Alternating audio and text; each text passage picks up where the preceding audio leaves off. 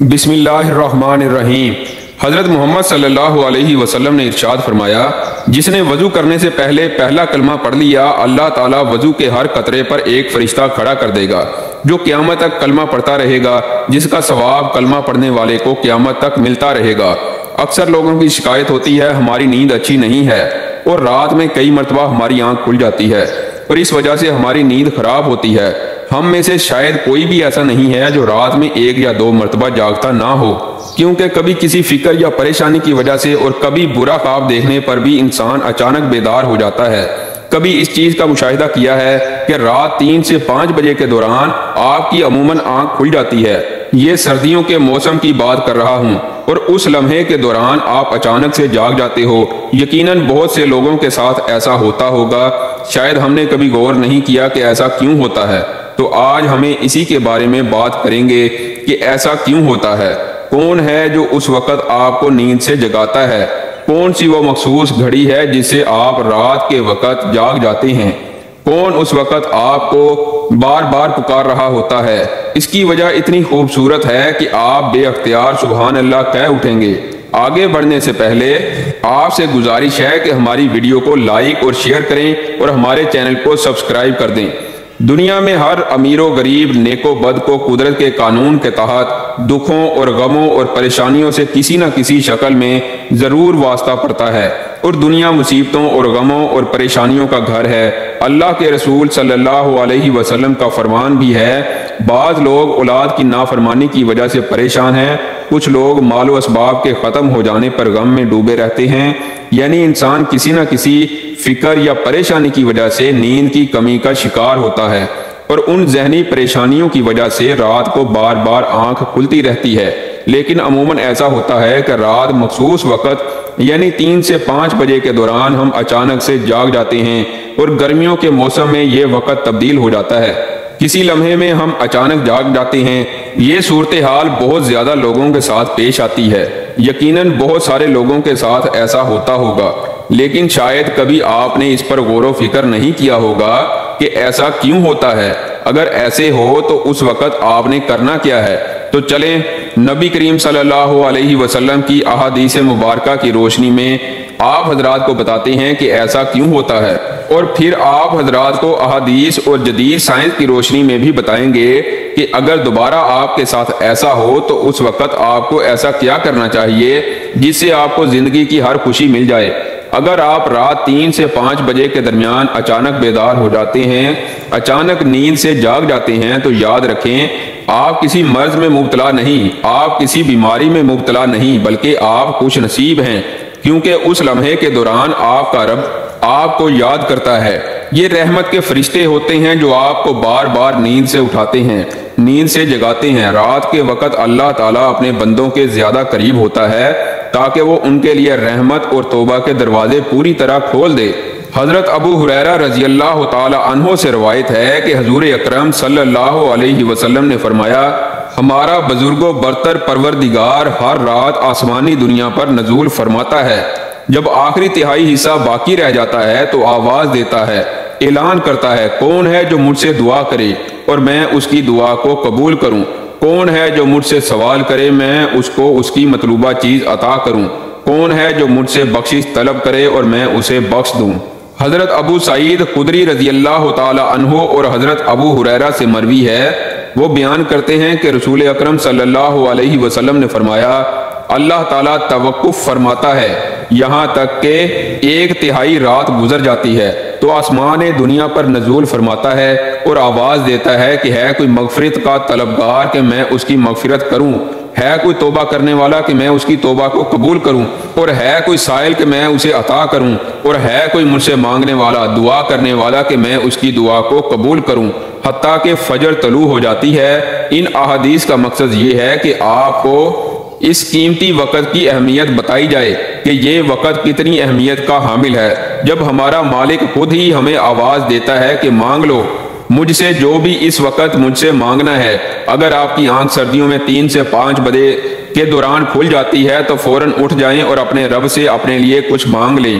اور ان فرامین کا سائنسی فائدہ بھی آپ کو بتاؤں گا۔ کیونکہ ہمارے ہاں بعض لوگ ہر چیز میں سائنسی وجوہات ڈھونڈنے کی کوشش کرتے ہیں تو ان کو سائنسی وجہ بھی بتا دیتے ہیں اور اللہ تعالیٰ سے دعا کرتے ہیں کہ اللہ تعالیٰ انہیں ہدایت دے اور اللہ تعالیٰ انہیں سیدھا راستہ دکھائے۔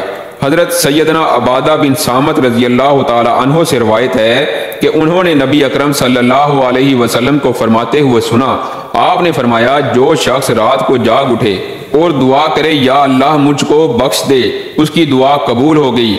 اگر وضو کرے اور نماز پڑھے تو نماز قبول ہوگی۔ یاد رکھیں کہ نماز سے مراد نماز تہجد ہے۔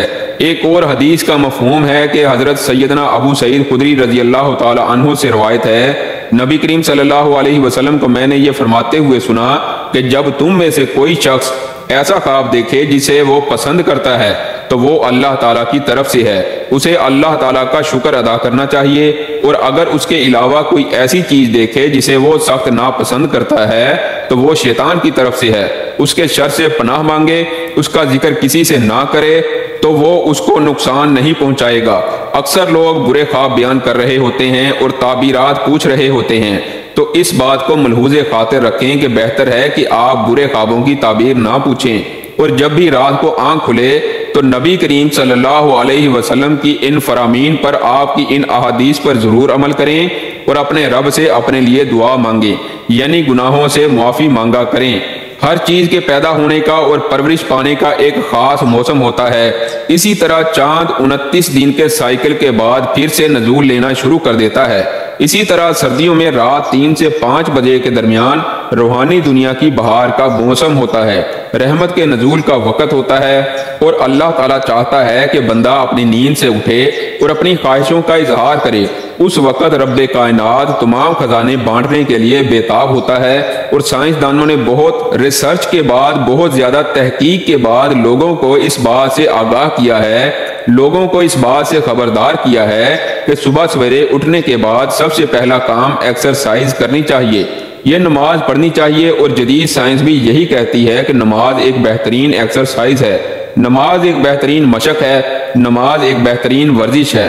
اس کے ہر رکن کے الگ الگ فوائد ہیں۔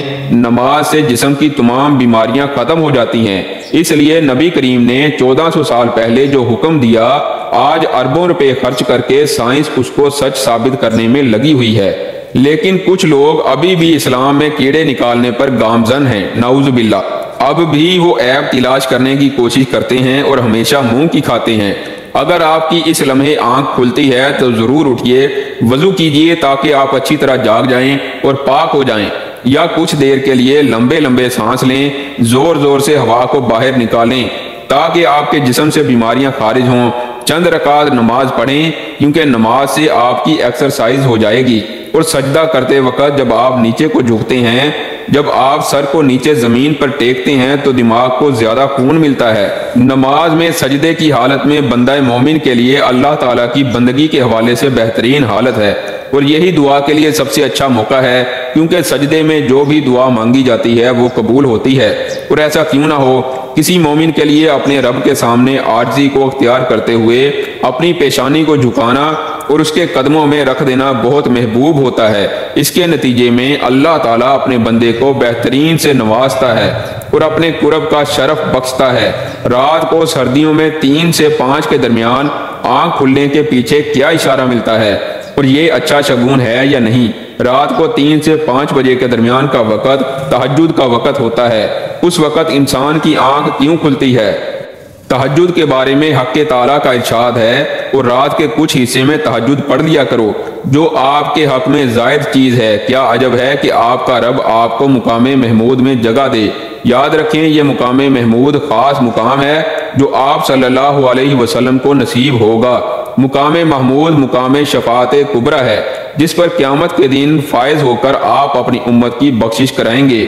مذکورہ ارشادات کی روشنی میں مسلمانوں کو چاہیے کہ رات کو جس وقت آنکھ کھل جائے وضو کر کے 2 رکعت یا 4 رکعت یا 6 رکعت یا 8 رکعت جس قدر طاقت اور فرصت ہو، دل کی رغبت ہو، پڑھ لیا کریں، تہجد کا ثواب مل جائے گا۔ یاد رکھیں کہ تہجد کے لیے کوئی خاص صورتیں نہیں ہیں، جس جگہ سے یاد ہو اور دل چاہے پڑھ لیا کریں۔ دعا ہے کہ اللہ تعالی ہم سب کو زیادہ سے زیادہ نماز تہجد ادا کرنے کی توفیق عطا فرمائے۔ اگر آپ کو میری آج کی یہ ویڈیو اچھی لگی ہے تو میرے چینل کو سبسکرائب کر دیں، لائک کر دیں اور شیئر کر دیں۔ شکریہ۔